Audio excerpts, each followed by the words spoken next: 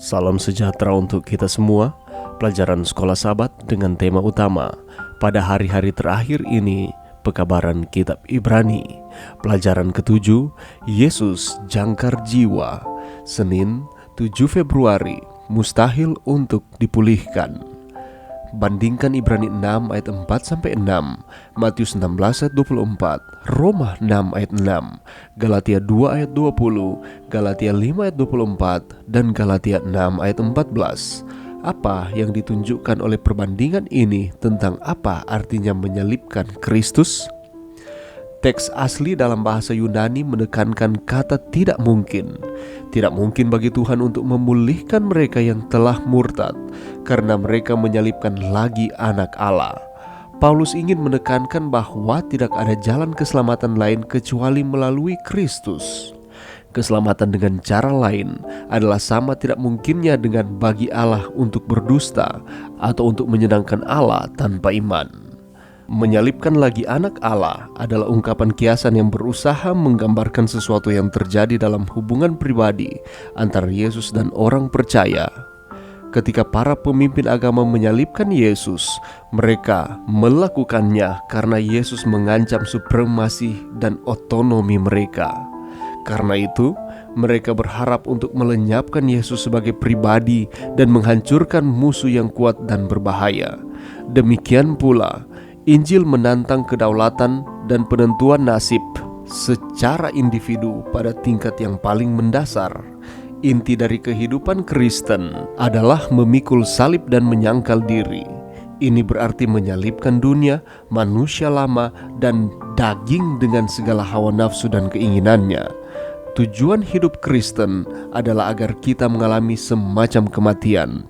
Kecuali kita mengalami kematian terhadap diri sendiri ini, kita tidak dapat menerima kehidupan baru yang Tuhan ingin berikan kepada kita.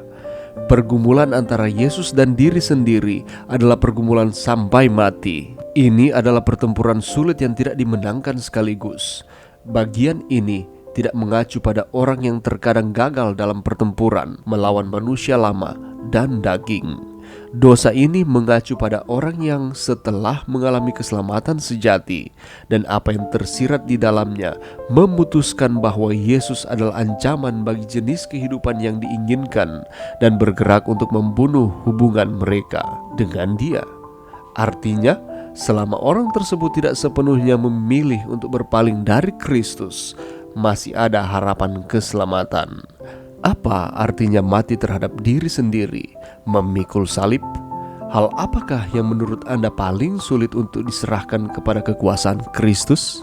Pelajaran yang bisa kita dapatkan pada saat ini. Saat ini kita sudah sampai di Ibrani 6 ayat 6. Namun yang murtad lagi tidak mungkin dibaharui sekali lagi sedemikian hingga mereka bertobat, sebab mereka menyalibkan lagi anak Allah bagi diri mereka dan menghinanya di muka umum. Kalau kita membaca bagian terakhir dari Ibrani 6 ayat 6, di sana dikatakan bahwa menyalibkan lagi dan membuat dia malu. Ayat ini menekankan ada suatu proses yang terjadi di sini. Apa artinya? Perbuatan menyalibkan lagi dipandang sebagai kejahatan yang menghalangi pembaruan untuk bertobat karena menjadikan orang murtad sebagai musuh Kristus. Dia menyalibkan anak Allah lagi dan mempermalukan dia secara terus-menerus, dan ini merupakan proses yang terjadi secara berkesinambungan. Mempermalukan Kristus berarti menghidupkan kembali suatu hal yang mengharuskan supaya Yesus disalibkan kembali. Sedangkan ayat sebelumnya menyatakan bahwa Yesus hanya satu kali mati dan disalibkan. Peragaan ulang ini menunjukkan dampak kemurtadan yang menghancurkan dan berkelanjutan pada mereka yang pernah menerima akan kebenaran. Mereka tidak dapat dipulihkan pada pertobatan karena sikap mereka saat ini dan terus-menerus terhadap Kristus. Mereka terus-menerus menolak akan kasih karunia yang Tuhan sudah berikan kepada mereka. Gambaran ini yang terjadi pada orang-orang Ibrani pada waktu itu menggambarkan penyebab kemurtadan dan sikap murtad yang terus berlangsung. Dengan menolak Kristus, orang-orang yang tidak percaya lagi kepadanya merangkul ketidakmungkinan untuk pertobatan. Atau dengan kata lain, terus-menerus menolak akan pertobatan yang diberikan oleh Tuhan. Itulah sebabnya pada saat ini Ketika kita melakukan akan kesalahan, melakukan sesuatu yang menyakiti akan hati Tuhan, dan kita masih memiliki pemikiran untuk dapat berbalik kembali kepada Tuhan, mari jangan kita sia-siakan akan kesempatan ini. Mari kita kembali datang kepada Tuhan. Karena inti dari kehidupan Kristen adalah memikul salib dan menyangkal diri. Dan ini berarti menyalibkan akan dunia, menyalibkan akan manusia lama, menyalibkan akan kedagingan kita, hawa nafsu dan keinginannya. Karena tujuan hidup orang-orang Kristen adalah agar kita mengalami kematian dari hal-hal yang sudah disebutkan tadi, dan kita hidup di dalam Tuhan. Ketika kita mematikan akan manusia lama kita dengan hawa nafsu dan keinginannya, kita dapat menerima kehidupan baru yang Tuhan ingin berikan kepada kita.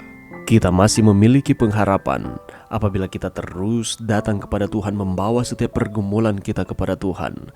Dan dengan pertolongan Tuhan, kasih karunia-Nya yang tak terbatas, maka kita akan diberikan pengampunan dan keselamatan terus diberikan kepada kita. Mari berdoa.